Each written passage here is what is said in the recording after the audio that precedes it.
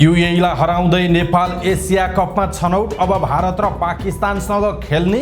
Nepal champion बन्दा नेपालीमा उल्लास। सामाजिक सञ्जालभरि बधाई र शुभकामनाका सन्देश। नेपाली खेलाडीको फुटबलर मेसी स्टाइलमा ट्रफी पोज। दिउँसै ट्रफी सहित सुतेको तस्बिर सार्वजनिक। सन्दीप लामिछाने बने player of the tournament. Nepali खेलाडीको प्रदर्शनमा आफू खुसी रहेको प्रशिक्षक मोन्टी देसाईको भनाई। बलिया देशसँग बहुप्रतीक्षित प्रतियोगिता खेल्न पाउनु नेपालका लागि मौका रहेको खेलाडीहरूको भनाई। एसिया कप नेपालमा आयोजनाका लागि पहल गर्न प्रधानमन्त्रीलाई राष्ट्रिय स्वतन्त्र पार्टीका सभापति रवि लामिछानेको आग्रह। एसिया कपमा छनौट भएकोमा राष्ट्रपति रामचन्द्र पौडेलले दिए खेलाडीहरूलाई बधाई। प्रधानमन्त्री पुष्पकमल दाहाल प्रचण्डको पनि क्रिकेट खेलाडीलाई बधाई। रवि लामिछानेका सवारी चालकको उपचारका क्रममा निधन। हिम पहिरोमा हराएकाहरूको खोजी कार्य जारी। 7 जना सम्पर्कमा आए, 5 जना अझै बेपत्ता। बझाङमा हिम पहिरोमा परेर 1 जना बेपत्ता। भारतमा गरेको उपचारको खर्च आफै बेहोर्ने राष्ट्रपति रामचन्द्र पौडेलको चाहना। मुलुक टाट पल्टनी भयो, असफल राष्ट्र बन्ने खतरा देखियो भन्दै नेकपा एमालेका अध्यक्ष केपी शर्मा ओलीको भनाई। भारतले पटक पटक नाकाबन्दी गर्दा किन चिन्तिर नाका खोल्न सकेनन् भन्दै ओलीको प्रश्न। हामीले बनाइदिएको न्यूनतम साझा कार्यक्रम बिगारेर आफ्नो बनाएछन् भन्दै सत्ता गठबन्धनप्रति ओलीको कटाक्ष। मिटर ब्याजी समस्या समाधानका लागि राष्ट्रपति समक्ष अध्यादेश पठाउने नेपाल सरकारको निर्णय। सरकारले आफ्नो कार्यकाल पूरा गर्नुपर्छ भन्नेमा अपुरो रहेको जसपा अध्यक्ष उपेन्द्र यादवको भनाई। प्रविधिको प्रयोगबाट नै मुलुकमा सुशासन र समृद्धि हासिल गर्न सकिने सञ्चार तथा सूचना प्रविधि मन्त्री रेखा शर्माको टिप्पणी। कङ्ग्रेसलाई कसरी लोकप्रिय बनाउने भन्नेमा नेताहरू भन्छन् कार्यशैली फेरौँ। अमरेशले पम्फा देवी भनेकोमा कङ्ग्रेस केन्द्रीय सदस्य आजु राणाको आपत्ति। दूषित अभिव्यक्तिलाई मिडियामा स्थान नदिन आग्रह। नेकपा एमालेका सांसद लक्ष्मी महतो कोइरी निलम्बित। अध्यक्षले हाजिर हुन नदिएपछि काने पोखरे गाउँपालिकामा 1 महिनादेखि प्रमुख प्रशासकीय विहीन रह्यो। पत्र पत्रिकामा खानेकुरा पोखो पार्न नपाइने व्यवस्था गर्दै नेपाल सरकार। प्रेमीको घरमा गएर नर्सद्वारा आत्महत्या, चिकित्सक पक्राउ। 1 करोड 15 लाख रुपैयाँ अवैध सम्पत्ति कमाएको ठहरसहित यातायातका उपसचिव विरुद्ध भ्रष्टाचारको मुद्दा दायर। अविलम्ब प्रधान न्यायाधीश नियुक्ति नभए थप आन्दोलन गर्ने नेपाल बार एसोसिएसनको चेतावनी। दुवै खुट्टा नभएका हरि बुढामगरले गरे दोस्रो पटक मेरा पिक आरोहण। 1 महिनामा झन्डै 1 लाख पर्यटक नेपाल आए। नेपाल अस्ट्रेलिया उडानका लागि अन्तिम अनुमतिको पर्खाइमा नेपाल एयरलाइन्स। उद्योग वाणिज्य महासंघले बनायो उच्च स्तरीय विज्ञ समूह। नेप्सेमा एकल अङ्कको गिरावट। 69 करोड 22 लाखको सेयर कारोबार। मुलुकको आर्थिक वृद्धि दर 2.16% मात्र कायम हुने राष्ट्रिय तथ्याङ्क कार्यालयको प्रक्षेपण। सरकारले 8% को आर्थिक वृद्धि दर गर्न लिएको लक्ष्य हावादारी भएको प्रमाणित भयो भन्दै पूर्व अर्थमन्त्री विष्णु पौडेलको टिप्पणी।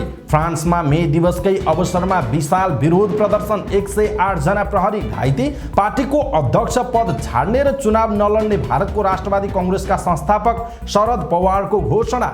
चीनमा बढे बेरोजगार युवालाई गाउँ पठाउने नीतिको विरोध। काठमाडौँमा जारी शहीद स्मारक ए डिभिजन लिग अन्तर्गत दोस्रो राउन्डको खेलमा शीर्ष स्थानको जावला खेल युथ क्लब रेलिगेसन क्षेत्रको नेपाल पुलिससँग स्तब्ध।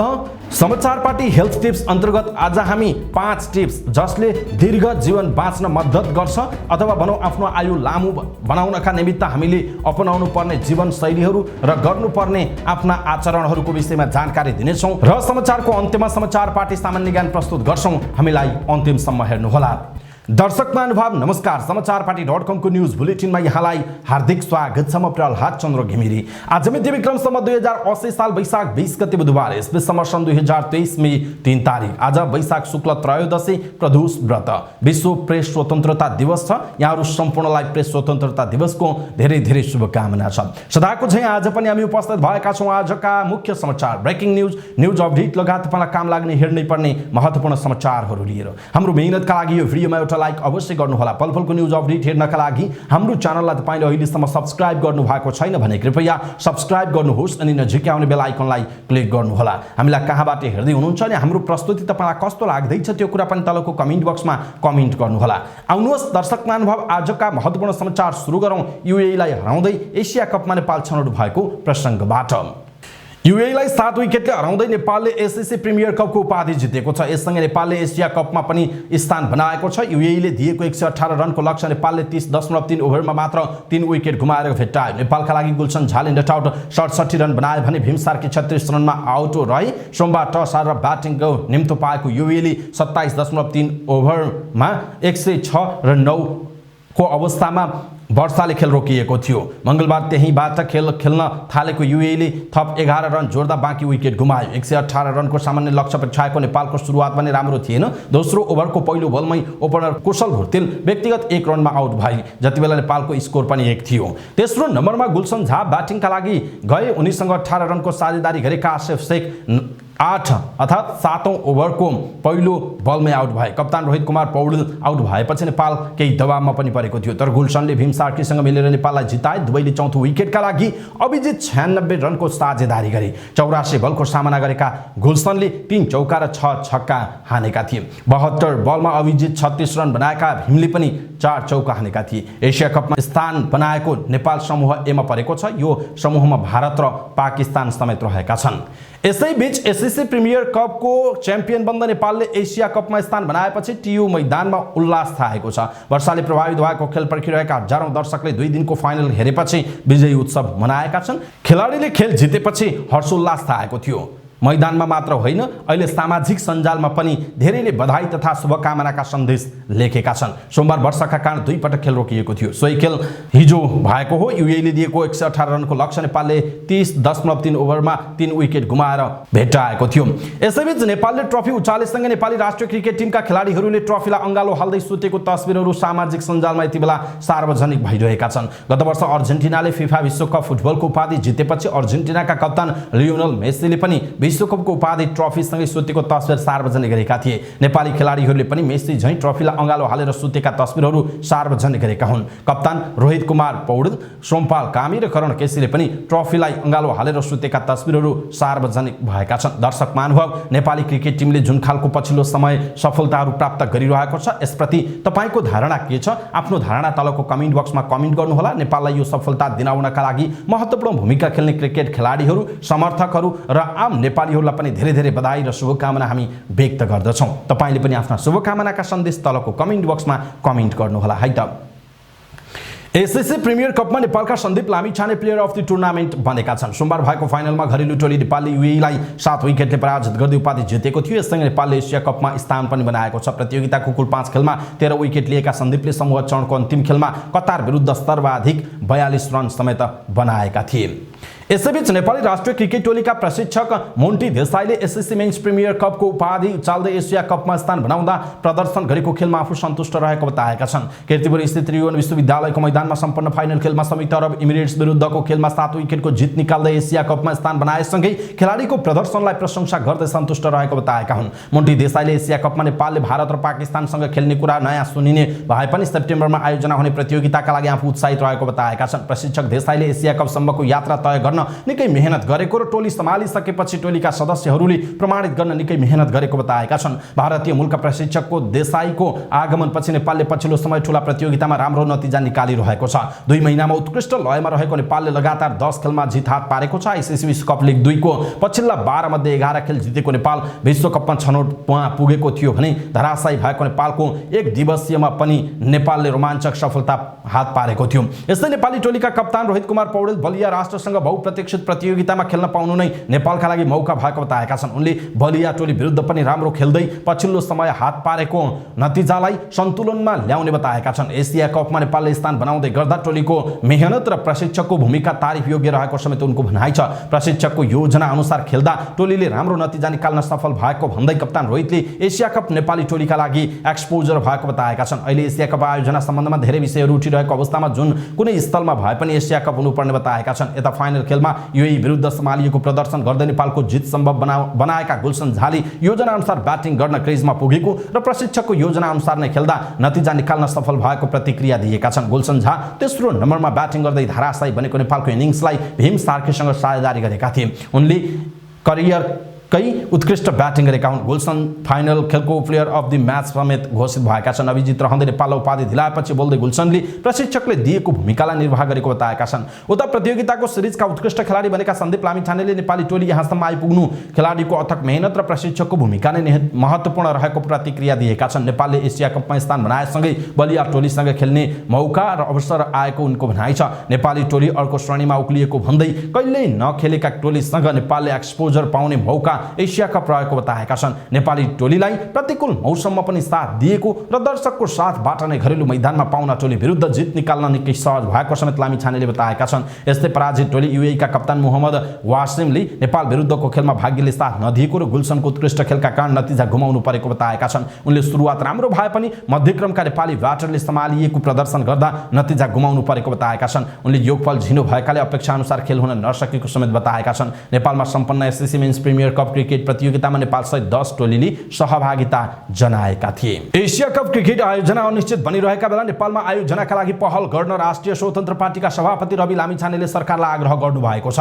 नेपालले एसएससी प्रिमियर कप जितेर एसिया कपमा स्थान बनाएपछि बधाई दिँदै रवि लामिछानेले भारत भ्रमणका क्रममा यो एजेन्डा सामेल गर्न प्रधानमन्त्री पुष्पकमल दाहाल प्रचण्डलाई सुझाव दिनुभयो। पाकिस्तानमा हुने भनिएको यो प्रतियोगिता खेल्न जान भारतले मानिरहेको छैन, यही कारण प्रतियोगिता अनिश्चित बनेको छ। दर्शक महानुभाव, रवि लामिछानेको यो आइडिया तपाईँलाई कस्तो लाग्यो आफ्नो कुरा तलको कमेन्ट बक्समा कमेन्ट गर्नुहोला। राष्ट्रपति रामचन्द्र पौडेलले नेपाल एसिया कप क्रिकेटमा छनौट भएकोमा खेलाडी, प्रशिक्षक र सम्बन्धित पदाधिकारीलाई बधाई दिनुभएको छ। मंगलबार अपराह्न एक बधाई सन्देश जारी गर्दै उहाँले युनाइटेड अरब इमिरेट्सलाई हराएर एसएससी प्रिमियर कपको उपाधि जितेकोमा नेपाली टोलीलाई बधाई दिनुभएको हो। मंगलबार त्रिवी क्रिकेट मैदानमा भएको खेलमा नेपालले युएईलाई 7 विकेटले हराउँदै एसएससी प्रिमियर कपको उपाधि जित्नुका साथै एसिया कपमा पनि छनौट भएको छ। यसैबीच प्रधानमन्त्री पुष्पकमल दाहाल प्रचण्डले पनि SSC mens premier cup cricket प्रतियोगिताको विजेता टोली नेपाललाई बधाई दिनुभएको छ। प्रधानमन्त्री दाहालले खेलाडीको योगदानप्रति उच्च सम्मानसहित सरकारका तर्फबाट थप प्रोत्साहन र पुरस्कृत गर्ने समेत प्रतिबद्धता व्यक्त गर्नुभयो। प्रधानमन्त्री प्रचण्डको निर्देशन बमोजिम उपप्रधान तथा गृहमन्त्री नारायण काजी श्रेष्ठ र उपप्रधानमन्त्री तथा रक्षा मन्त्री पूर्णबहादुर खड्काले खेलाडीहरूलाई हौसला बढाउन खेल मैदान पुग्नु भएको थियो। साथै जित पश्चात उहाँले सम्पूर्ण खेलाडीहरूलाई बधाई दिँदै जितको खुसी साट्नुभयो। उक्त कपको उपाधि जित्दै नेपाल एसिया कपमा छनौट भएको छ। सम्पन्न एसएससी मेन्स प्रिमियर कपको फाइनलमा युनाइटेड अरब इमिरेट्सलाई 7 विकेटले नेपालले पराजित गरेर आगामी सेप्टेम्बरमा हुने एसिया कपमा स्थान पक्का गरेको हो। राष्ट्रपति सभापति रवि लामिछानेका सवारी चालक उपचारका क्रममा निधन भएको छ। वैशाख 4 गते चितवनमा घरको छतबाट खसेर घाइते हुनुभएका चालक शम्भु थापाको मेडिसिटी अस्पतालमा उपचारका क्रममा निधन भएको हो। मंगलबार दिउँसो 1:40 उहाँको निधन भएको ललितपुर प्रहरी प्रवक्ता प्रवीण पोखरेलले जानकारी दिनुभयो। चितवनको भरतपुरमा प्रारम्भिक उपचारपछि थापालाई थप उपचारका लागि हेलिकप्टरमा काठमाडौँ लगिएको थियो। भेन्टिलेटरमा राखेर उपचार गराइएकोमा उहाँको स्वास्थ्यमा सुधार आउन सकेको थिएन। थापाका श्रीमती र 2 सन्तान रहेका छन्। दार्चुलाको व्यास गाउँपालिकामा हिम पहिरोमा बेपत्ता भएकाहरूको खोजी कार्य जारी छ। समाचार तयार पार्दासम्म 7 जना सम्पर्कमा आएको र अन्य 5 जना सम्पर्कविहीन रहेको दार्चुलाका प्रमुख जिल्ला अधिकारी किरण जोशीले जानकारी दिनुभयो। अहिलेसम्म 7 जना सम्पर्कमा आइसक्नु भएको छ। 5 जनाको खोजी कार्य जारी छ उहाँले भन्नुभएको छ। उहाँका अनुसार 4 महिला र 1 पुरुष अझै बेपत्ता छन्। अहिले पनि वर्षा र हिमपात भइरहेका कारण उद्धारमा कठिनाई भइरहेको छ। अहिलेसम्म मौसममा सुधार भएको छैन, उद्धारमा समस्या छ। प्रजीय जोशीले भन्नुभयो, मौसम प्रतिकूल हुँदा हेलिकप्टर पठाउन पनि सकेका छैनौं। मंगलबार दिउँसो हिम पहिरोमा परि यार्सागुमा टिप्न गएका सर्वसाधारण बेपत्ता भएका हुन्। यसैबीच बझाङमा हिम पहिरोमा परेर एक महिला बेपत्ता भएकी छन्। सुरमा गाउँपालिका 1 वेइवडीकी 32 वर्षीय झल्लादेवी बोहरा हिम पहिरोमा परेर बेपत्ता भएको समाचार छ।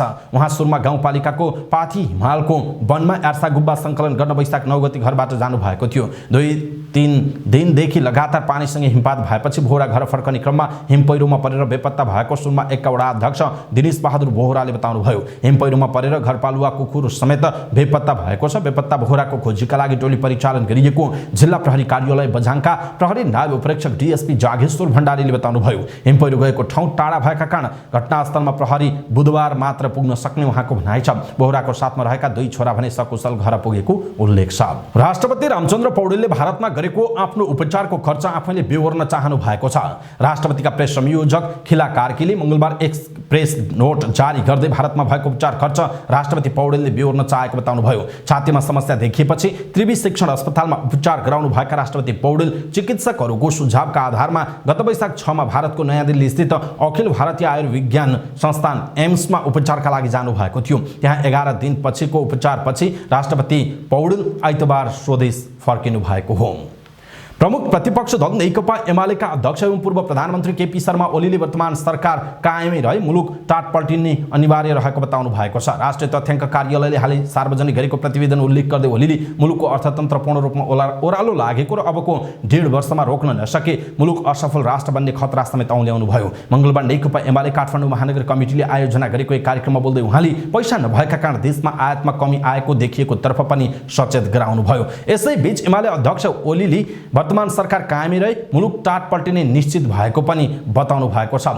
पैसा नभएका कारण देशमा आयातमा कमी भएको उहाँको भनाइ छ। उत्पादनहरू ठप्प प्राय भएको पनि उहाँले बताउनु भयो। स्थानीय तहमा समपूरक बजेट 50% भन्दा बढी पठाउन सक्दिन भनेर सरकारले लत्तो छोडिसकेको पनि ओलीले बताउनु भयो। यसैबीच अध्यक्ष ओलीले अरू दलले चिताउनै नसक्ने काम आफूले 2 वर्षमा गरेर देखाएको पनि दाबी गर्नुभयो। पार्टीको मिसन ग्रासरुट अभियान समीक्षा कार्यक्रमलाई सम्बोधन गर्दै उहाँले एमाले लोकप्रिय पार्टी बनेर आएको बताउनुभयो। एमालेले विकास निर्माणको कामलाई तीव्रता दिएपछि घेराबन्दी भएको उहाँको बुझाइ छ। सरकारले अहिलेसम्म आफ्नो जमिनलाई आफ्नो भन्न नसकेको पनि ओलीले आरोप लगाउनु भएको छ। यसैबीच नेकपा एमालेका अध्यक्ष केपी शर्मा ओलीले देशमा राजनीतिक स्थिरता नभएकाले अप्ठ्यारो अवस्थामा गुज्रिरहेको बताउनुभयो। मिसन ग्रासरुट अभियान समीक्षा कार्यक्रमलाई सम्बोधन गर्दै उहाँले केही व्यक्तिहरू जानी बुझी पनि देशलाई अस्थिरतातर्फ धकेलेको उहाँले आरोप लगाउनु भयो। एक्लै बहुमत नआउने भएकाले नीति नभएका चारतिर फर्किएकाहरू मिलेर सरकार बनाउने अवस्था रहेको उहाँले बताउनु भएको छ। यही अवस्था केही समय रहिरहे यो देश टाट पल्टने उहाँले बताउनु भयो। दर्शक महानुभाव, केपी शर्मा ओलीको यो भनाइ तपाईलाई कस्तो लाग्छ? आफ्नो कुरा तलको कमेन्ट बक्समा कमेन्ट गर्नुहोला। सरकारले मिटर बाजीसँग सम्बन्धित समस्यालाई कानुनी रूप दिन अध्यादेश राष्ट्रपति रामचन्द्र पौडेल समक्ष पठाउने निर्णय गरेको छ। मंगलबार सिंहदरबार स्थित प्रधानमन्त्री तथा मन्त्री परिषदको कार्यालयमा बसेको मन्त्री परिषदको बैठकले राष्ट्रपति समक्ष मिटर ब्याज पीडितको समस्या समाधान गर्न मिटर ब्याजीसँग सम्बन्धित समस्यालाई कानुनी रूप दिन अध्यादेश पठाउने निर्णय गरेको हो। बैठकपछि सञ्चारकर्मीहरूसँग कुराकानी गर्दै सञ्चार तथा सूचना प्रविधि मन्त्री रेखा शर्माले सरकारले मिटर ब्याजीसँग सम्बन्धित समस्यालाई कानुनी रूप दिन अध्यादेश राष्ट्रपति समक्ष पठाउने निर्णय भएको बताउनुभयो। जनता समाजवादी पार्टीका अध्यक्ष उपेन्द्र यादवले आफूहरू सरकारको स्थिरताको पक्षमा रहेको बताउनु भएको छ। प्रतिनिधि सभा सदस्यको रूपमा सभामुख देवराज घिमिरेबाट शपथ ग्रहण गरी सँगै सञ्चारकर्मीहरूसँग कुराकानी गर्दै अध्यक्ष यादवले आफूहरू सरकारको स्थिरताको पक्षमा रहेको बताउनु भएको हो। उहाँले सरकारले आफ्नो कार्यकाल पूरा गर्नुपर्छ भन्ने पक्षमा पार्टी रहेको स्पष्ट पार्नुभयो। उहाँले अस्थिरताले कसैको हित नगर्ने र लोकतन्त्रलाई कमजोर बनाउने भन्दै जनतामा वितृष्णा जाग्न दिन नहुने उल्लेख गर्नुभयो। अध्यक्ष यादवले सरकार निर्माणको सम्बन्धमा राष्ट्रिय समझदारी बन्नुपर्नेमा जोड दिनुभयो। सञ्चार तथा सूचना प्रविधि मन्त्री रेखा शर्माले सञ्चार तथा सूचना प्रविधिको प्रयोगबाट मुलुकमा सुशासन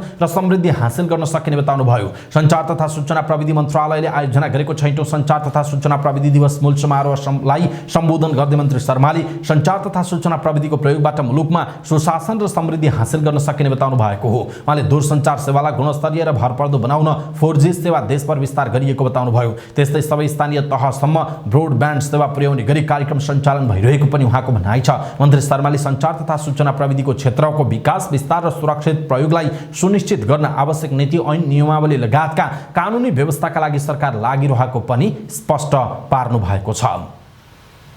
नेपाली कांग्रेसका नेता प्रकाशमान सिंहले तत्कालै कांग्रेसले आफ्नो कार्यशैलीलाई बदल्नु पर्ने बताउनु भएको छ। रामेछाप जिल्ला कार्य समितिले मन्थलीमा पार्टी कार्यालयमा आयोजना गरेको कार्यक्रमलाई सम्बोधन गर्दै उहाँले अब तत्कालै नीति अधिवेशन गरेर देशभरका नेता कार्यकर्ताहरूको बदलिएको परिस्थितिमा कसरी जान उपयुक्त हुन्छ भन्नेबारे गहन समीक्षा गरेर अगाडि बढ्नुपर्ने उहाँले बताउनुभयो। परम्परागत प्रचार र पार्टी निर्माण शैलीले मात्रै आगामी चुनौती सामना गर्न नसकिने उहाँको भनाइ रहेको छ।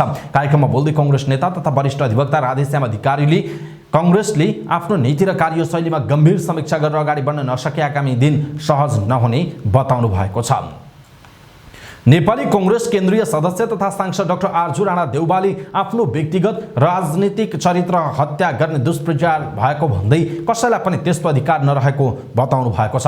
राणाले प्रेस विज्ञप्ति जारी गर्दै केही व्यक्तिहरूले आफूलाई लक्षित गरेर निराधार र कपोकल्पित आरोप लगाएको र त्यस्ता आरोपलाई मिडियाले स्थान दिएकोमा दुःख व्यक्त गर्नुभयो। केही दिन अघि संसदमा स्वतन्त्र सांसद डाक्टर अमरेश कुमार सिंहले आर्जु देउवा र प्रधानमन्त्री प्रचण्ड पुत्री गंगा दाहालतर्फ लक्षित गर्दै लोकतन्त्रका पम्फा देवीहरू भन्दै भ्रष्टाचार गरेर अकुत सम्पत्ति थुपारेको आरोप लगाउनु भएको थियो। सोहीप्रति ध्यानाकर्षण भएको भन्दै उहाँले आफ्नो यसरी प्रचार गर्न नहुने पनि बताउनु भएको छ। हत्या अभियोग लागेका नेकपा एमालेका सांसद लक्ष्मी महतो कोइरी निलम्बित भएका छन्। सभामुख देवराज घिमिरेले सांसद कोइरीलाई प्रतिनिधि सभा सदस्यबाट निलम्बन गरेको सभामुखका प्रेस विज्ञ शेखर अधिकारीले जानकारी दिनुभयो। उहाँका अनुसार निलम्बन सम्बन्धीको सूचना टाँस भएको छ। नेपाल प्रहरीले कोइरीमाथि हत्या अभियोगमा मुद्दा चलिरहेको र उनी फरार रहेको साथै खोजी कार्य जारी रहेको पत्राचार गरेपछि सभामुखले प्रतिनिधि सभा नियमावलीको नियम 248 को उपनियम 3 बमोजिम उनलाई निलम्बन गर्नुभएको हो। महोत्तरी 1 बाट निर्वाचित सांसद कोइरी फरार सूचीमा रहेका थिए। संसदको उद्योग तथा वाणिज्य र श्रम तथा उपभोक्ता हित समितिमा सिफारिस भएपछि सदनमा कांग्रेस, माओवादी र रासपा लगायतका दलका सांसदले आलोचना गरेका थिए।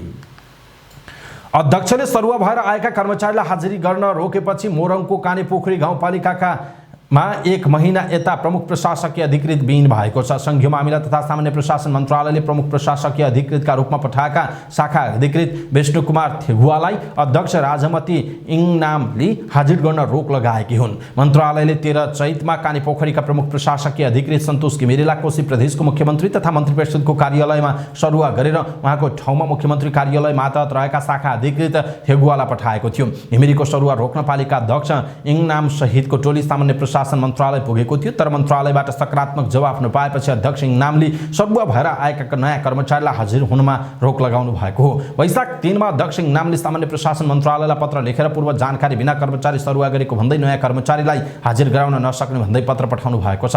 आर्थिक वर्षको संवेदनशील क्षणमा प्रमुख प्रशासकीय अधिकृतको सरुवा हुँदा विकास खर्चको लक्ष्यमा असर पर्ने पत्रमा उल्लेख गरिएको छ। सरकारले सडक खाद्यवस्तु स्ट्रिट फूड प्रिन्टिङ पेपरमा प्याक गर्न प्रतिबन्ध लगाउने तयारी गरेको छ। खाद्य प्रविधि तथा गुण नियन्त्रण विभागकी महानिर्देशक डाक्टर मर्तिना जोशी वैद्यले स्वास्थ्यका लागि खतरनाक असर पार्ने रसायनहरू सो पेपरमा हुने भएकाले स्ट्रिट फूड प्याक गर्ने काममा त्यसलाई प्रयोग गर्न प्रतिबन्ध लगाउने गरी कार्यविधि निर्माणको काम सुरु गरिएको बताउनु भएको छ। मङ्गलबारबाट काठमाडौँमा सुरु भएको खाद्य स्वच्छता सम्बन्धी प्रशिक्षण कार्यक्रममा बोल्दै उहाँले यस्तो सस्तो र मिठो हुने भएकाले स्ट्रिट फूडको उपयोग बढ्दै गइरहेको उल्लेख गर्दै त्यसमा स्वच्छता ल्याउन सरकारले प्रिन्टिङ पेपरको प्रयोगमा प्रतिबन्ध लगाउन चाहेको पनि स्पष्ट पार्नुभयो। महानिर्देशक वैद्यले स्ट्रिट फूड र तरकारी तथा फलफूल बजारलाई स्वच्छ राख्नका लागि सरकारले जनचेतनामूलक कार्यक्रमलाई पनि स्थानीय तहहरूसँग मिलेर अगाडि बढाएको बताउनु भएको छ।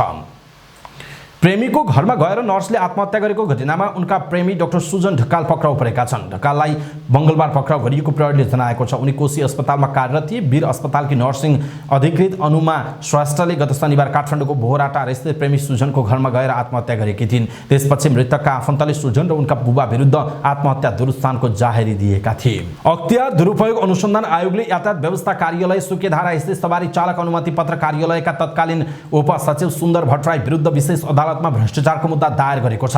उनले सरकारी सेवा प्रवेश गरेको 2038 साउन 1 गतेदेखि 2075 मक्सिर मसान्तसम्म गरेको आम्दानी र खर्चको हिसाब गर्दा उनको सम्पत्तिमध्ये 1,29,29,193 रुपैयाँको स्रोत नखुलेको भन्दै आयोगले उनी विरुद्ध मुद्दा दायर गरेको छ। उपसचिव भट्टराईको वैध आम्दानी 1,92,01,922 रहेको तर उनको खर्च 3,07,31,116 रहेको रुपैयाँ 5 पैसा देखिएको आयोगले जनाएको छ। अवैध आर्जनको सम्पत्ति पत्नी मुना अधिकारी भट्टराई, छोरा उत्सुक भट्टराई, छोरी प्रेरिका भट्टराई र आमा इन्दिरा भट्टराईको नाममा राखिएको सम्पत्ति जफत गर्न माग गरिएको आयोगका प्रवक्ता एवं सहसचिव भोला दाहालले जानकारी दिनुभयो।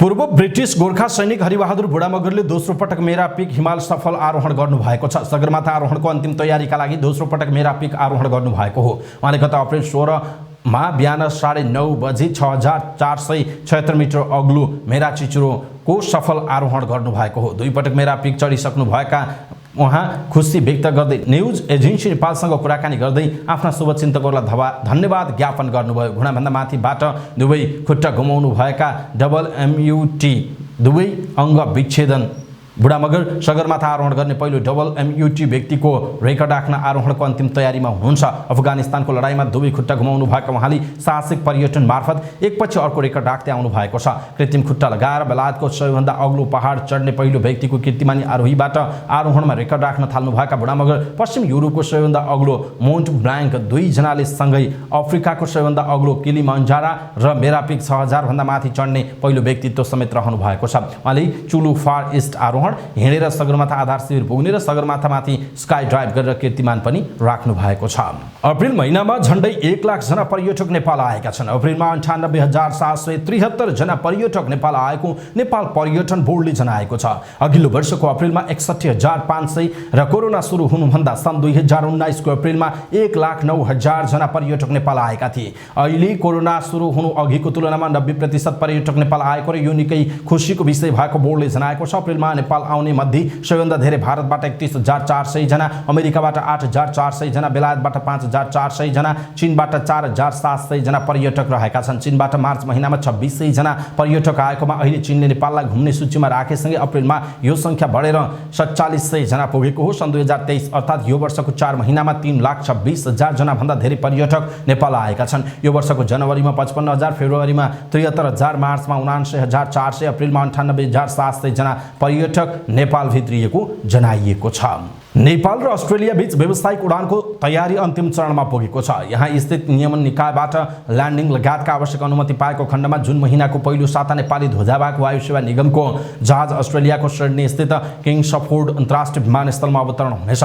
नेपाल र अस्ट्रेलियाले दोहोरो हवाई उडान सम्झौता गरेको झण्डै 4 वर्षपछि नेपाली झण्डावाहक जहाजले औपचारिक रूपमा अस्ट्रेलियाबाट व्यावसायिक उडान गर्न लागेको हो। सन् 2019 मा क्यानाडामा नेपाल तथा अस्ट्रेलिया बीच हवाई उडान सम्झौता गरिएको थियो। सम्झौता अनुसार मुख्य सहर सिडनी, मेलबर्न, ब्रिस्बेन र पर्थबाट साताको 7 वटा उडान नेपालको त्रिभुवन अन्तर्राष्ट्रिय विमानस्थलमा अवतरण हुनेछ। साथै अस्ट्रेलियाली विमान सेवाले नेपालको त्रिभुवन अन्तर्राष्ट्रिय विमानस्थलमा साताको 7 वटा र अन्य विमानस्थलमा साताको 28 वटा उडान भर्न सक्नेछ। नेपाल एयरलाइन्सले केही महिना अघिदेखि अस्ट्रेलिया उडानका लागि पहल सुरु गरेको थियो। नेपाल उद्योग वाणिज्य महासंघले उच्चस्तरीय विज्ञ समूह गठन गरेको छ। अर्थतन्त्रमा निजी क्षेत्रको भूमिकालाई थप प्रभावकारी बनाउन विशेषज्ञहरूको उच्चस्तरीय विज्ञ समूह गठन गरिएको हो। उक्त समूहमा राष्ट्रिय योजना आयोगका पूर्व उपाध्यक्ष डाक्टर गोविन्दराज पोखरेल, पूर्व सचिव द्वय पुरुषोत्तम ओझा र शिशिर ढुङ्गाना, अर्थविदहरू केशव आचार्य, डाक्टर कल्पना खनाल र डाक्टर गणेश गुरुङ हुनुहुन्छ। विज्ञ समूह गठन लगत्तै मंगलबार महासंघको सचिवालयमा बैठक बसेको महासंघले जनाएको छ। महासंघका अनुसार बैठकले वर्तमान अवस्थाबाट अर्थतन्त्र सुधार गर्न केन्द्रीय बैंक र सरकारले निजी क्षेत्रको विश्वास बढाउनु पर्नेमा जोड दिएको छ। विज्ञ समूहको गठनबाट महासंघको भूमिका प्रभावकारी हुने विश्वास महासंघका अध्यक्ष चन्द्र ढकालले गर्नुभएको छ। मंगलबार शेयर बजार परिसूचक नेप्सेमा एकल अङ्कको गिरावट भएको छ। शेयर बजार 4.27 अङ्कले घटेर 1866.40 बिन्दुमा बन्द भएको छ। मंगलबार नेप्सेमा 144 कम्पनीको शेयर मूल्यमा गिरावट भएको छ। त्यस्तै 68 कम्पनीको शेयर मूल्यमा वृद्धि हुँदा 7 कम्पनीको स्थिर रहेको छ। मंगलबार नेप्सेमा 21,649 वटा कारोबारमा 23,36,625 किता सूचीकृत धितोपत्र किनबेच हुँदा 69,22,71,755 रुपैयाँको कारोबार भएको छ। मंगलबार कारोबारमा आएका कम्पनी मध्ये आत्मनिर्भर लघुवित्त वित्तीय संस्था लिमिटेड 10%, सनराइज डिवेन्चर 2080, गुणास लघुवित्त वित्तीय संस्था limited, people's power limited, sunrise blue chip fund लगायतका कम्पनीका लगानीकर्ताले धेरै नाफा कमाएका छन्। Shwetganga hydro power and construction limited, Mithila लघुवित्त वित्तीय संस्था लिमिटेड, नयाँ सारथी लघुवित्त वित्तीय संस्था लिमिटेड, किसान लघुवित्त वित्तीय संस्था लिमिटेड र Sanima middle Tamor hydro power limited लगायतका कम्पनीका लगानीकर्ताले धेरै गुमाएका छन्। राष्ट्रिय तथ्याङ्क कार्यालयले चालू आर्थिक वर्ष 2079-80 मा मुलुकको आर्थिक वृद्धि दर 2.16% मात्र कायम हुने र प्रक्षेपण गरेको छ। मंगलबार काठमाडौँमा पत्रकार सम्मेलनको आयोजना गरी वार्षिक राष्ट्रिय लेखा तथ्याङ्क सार्वजनिक गर्दै चालू आर्थिक वर्ष 2079-80 मा मुलुकको आर्थिक वृद्धि दर 2.1% मात्र कायम हुने प्रक्षेपण गरेको हो। सरकारले चालू आर्थिक वर्षको बजेटमा 8% को आर्थिक वृद्धिको लक्ष्य भए पनि 5.84% ले लक्ष्य पूरा नभई 2.1% मा नै सीमित हुने तथ्याङ्क कार्यालयले अनुमान गरेको छ। गत आर्थिक वर्ष 2078-79 मा 5.26 हुने संशोधित प्रक्षेपण रहेको थियो। उपभोक्ता मूल्यमा 1.8% आर्थिक वृद्धि रहने कार्यालयको अनुमान छ। तथ्याङ्क कार्यालयका निर्देशक ईश्वरी प्रसाद भण्डारीले चालू आर्थिक वर्ष 2079-80 मा नेपालको आर्थिक वृद्धि दर उपभोक्ता मूल्यमा 1.8% र आधारभूत मूल्यमा 2.16% हुने प्रारम्भिक अनुमान रहेको बताउनुभयो। उहाँले नेपालको अर्थतन्त्रको आकार चालू आर्थिक वर्ष 2079-80 मा 53 खर्ब 81 अर्ब पुग्ने अनुमान रहेको बताउनु भएको छ। नेकपा एमालेका उपाध्यक्ष एवं पूर्व अर्थमन्त्री विष्णुप्रसाद पौडेलले अघिल्लो सरकारले लिएको 8% को आर्थिक वृद्धि दरको लक्ष्य हावादारी भएको प्रमाणित भएको दावी गर्नुभएको छ। मंगलबार तथ्याङ्क विभागले सार्वजनिक गरेको आर्थिक वृद्धिको प्रक्षेपणबारे बुटबलमा न्युज एजेन्सी नेपाललाई प्रतिक्रिया दिँदै पूर्व अर्थमन्त्री पौडेलले यस्तो दाबी गर्नुभयो। उहाँले मंगलबार तथ्याङ्क विभागले सार्वजनिक गरेको आर्थिक वृद्धि दर 2.1% कायम हुने प्रक्षेपणले अघिल्लो सरकारले चालू आर्थिक वर्षको बजेटमा 8% को आर्थिक वृद्धि दर गर्ने राखेको लक्ष्य हावादारी भएको प्रमाणित भएको बताउनुभयो। उहाँले उपभोक्ता मूल्यमा 1.8% र आधारभूत मूल्यमा 2.1%ले मात्र आर्थिक वृद्धि दर हुने तथ्याङ्क विभागको प्रक्षेपणले मुलुकको अर्थतन्त्र सङ्कट र मन्दीमा गएको सङ्केत गरेको पनि बताउनु भएको छ।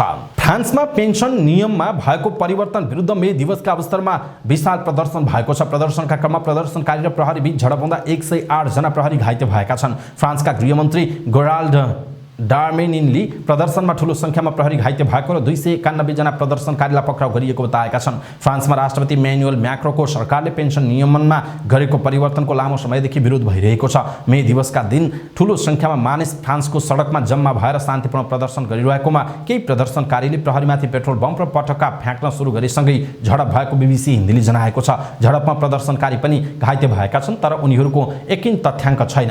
फ्रान्समा नयाँ नियम अनुसार पेन्सन पाउने उमेरलाई 62 बाट बढाएर 64 वर्ष पुर्याइएको छ।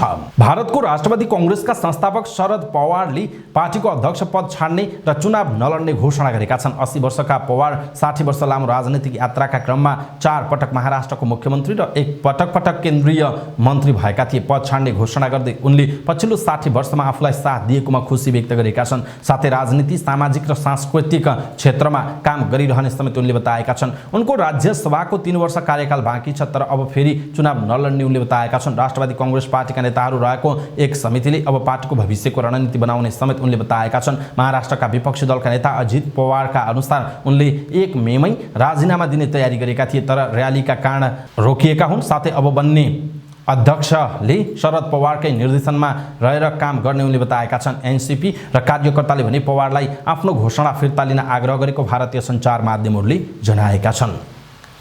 बेरोजगारी बढेपछि चीनको गुन्झाओ प्रान्तले युवालाई गाउँ पठाउने नीति अघि सारेको छ। उत्पादन हबका रूपमा चिनिने गुन्झाओ प्रान्तले 3 लाख बेरोजगार युवालाई जागिरका लागि ग्रामीण इलाकामा पठाउन लागेको हो। ग्रामीण इलाकाको अर्थतन्त्र चलायमान बनाउने राष्ट्रपति सी जिनपिङको नीति अनुरूप त्यस प्रान्तले युवाहरूलाई ग्रामीण इलाका पठाउने निर्णय गरेको सीएनएनले जनाएको छ। चिनिया नेता माओ त्से-तुङले पनि शहरका लाखौं युवालाई ग्रामीण इलाकामा पठाएका थिए। गुन्झाओ प्रान्तमा 16 देखि 24 वर्ष उमेर समूहका जनसङ्ख्यामा बेरोजगार दर 19.6% पुगेको छ।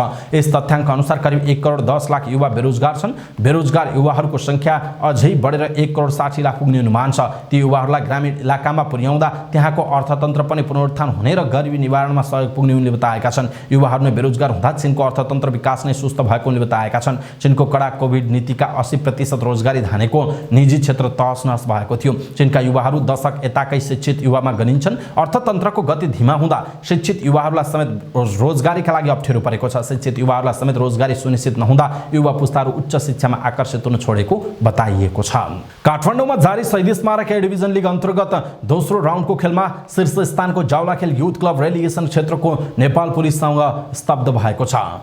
ललितपुर स्थित अखिल नेपाल फुटबल संघ एन्फा मुख्यालयको मैदानमा सम्पन्न खेलमा पुलिससँग जावलाखेल 2-1 गोल अन्तरले पराजित भएको हो। जितसँगै पुलिसले 14 खेलमा 15 अङ्क जोडेर 10औं स्थानमा उक्लिएको छ। उता पराजित जावलाखेलले पनि जारी लिगमा चौथो हार भोगेको छ। जावलाखेल 14 खेलमा 24 अङ्क जोडेर शीर्ष स्थानमा रहेको छ। लिग अन्तर्गत ललितपुर स्थित चासल मैदानमा सम्पन्न खेलमा 3 स्टार क्लब र खुमलटार युथ क्लबले 2-2 गोलको बराबरी खेल्दै अङ्क बाँडेका छन्। तेस्रो मिनेटमा 3 स्टारले अग्रता लिएको थियो। यससँगै 3 स्टारले शीर्ष स्थानमा उक्लने मौका गुमाएको 14 खेलबाट 23 अङ्क बनाएको 3 स्टार तालिकाको दोस्रो स्थानमा यथावत रहँदा समान खेलबाट 14 अङ्क बनाएको खुमलटार तालिकाको पुछारमा झरेको छ।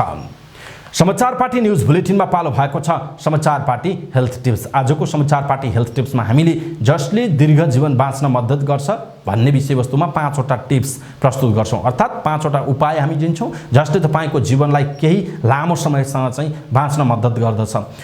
दीर्घ जीवनको चाहना कसलाई पो नहुन सक्छ हैन, सबैलाई हुन्छ नि। एक बारको जुनी स्वस्थ रहेर लामो उमेरसम्म बाँचौं भन्ने त मानिसलाई चाहना हुन्छ नि। आयु लम्ब्याउन धेरै कुराहरुमा ख्याल पुर्याउनु पर्ने हुन्छ। यसमा खानपानदेखि बानी बेहोरासम्मका कुराहरू पर्छन्। हार्वर्ड विश्वविद्यालयले गरेको एउटा अध्ययनले दीर्घायुका लागि स्वस्थ जीवनशैलीको अहम भूमिका रहने देखाएको छ। दीर्घायुका लागि स्वस्थ जीवनशैली, खानपान, व्यायाम, शरीरको सन्तुलन मुख्य कुरा भएको आयुर्वेदिक चिकित्सक डाक्टर पुनेश्वर केसरी पनि बताउनुहुन्छ। धूम्रपान र मदिरापानबाट सकेसम्म टाढा रहनु वा नियन्त्रण अनुसरण गर्नु राम्रो हुने उहाँको सुझाव छ। स्वस्थ हुनका लागि अथवा भनौँ न स्वस्थ रहनका लागि अपनाउनु पर्ने 5 वटा टिप्सको बारेमा हामी आज चर्चा गर्छौँ। हामीलाई अन्तिम समय हेर्नुहोला। सबै नेपालीहरू माझ पुर्याउनका लागि यो हेल्थ टिप्स आफ्नो फेसबुक, ट्विटर लगायतका सामाजिक सञ्जालमा सेयर गर्नुहोला। दैनिक रूपमा समाचारमा हामी हेल्थ टिप्स प्रस्तुत गर्छौँ, त्यसकारण मलाई लाग्छ तपाईहरुलाई उपयोगी हुन्छ नै। हाम्रो च्यानललाई अहिलेसम्म सब्स्क्राइब गर्नुभएको छैन भने सब्स्क्राइब गर्न पनि नबिर्सिनुहोला, समाचारपाटी.com को युट्युब च्यानललाई। अब स्वस्थ रहनका लागि अपनाउनु पर्ने 5 टिप्स। स्वस्थकर खाना। दीर्घायुको लागि सन्तुलित र स्वस्थकर खाना पहिलो शर्त हो। मिठाईजन्य कुरा, तारेको, भुटेको र जङ्क फुडलाई टाढै राखेर घरमै पकाएको स्वस्थ, सन्तुलित, विषादी रहित खानेकुरा खानुपर्ने डाक्टर केसरी बताउनुहुन्छ। स्वस्थ जीवनका लागि धूम्रपान र मदिरापान गर्नु राम्रो होइन, तर अत्याधिक अल्कोहल सेवन हानिकारक भए पनि शरीरका लागि केही मात्रामा अल्कोहल पनि आवश्यक हुन्छ। उहाँले भन्नुभयो, केमिकल युक्त बजारमा पाइने अल्कोहलबाट चाहिँ टाढै रहनुपर्छ, तर घरमा आफैले बनाएको स्याउ, अंगुर वा अन्य खाद्य पदार्थ तथा जडीबुटी राखेर बनाएको शुद्ध मदिरा सन्तुलित रूपमा सेवन गरे शरीरलाई फाइदाजनक नै हुन्छ उहाँको भनाइ छ। समयमै सुत्ने र उठ्ने।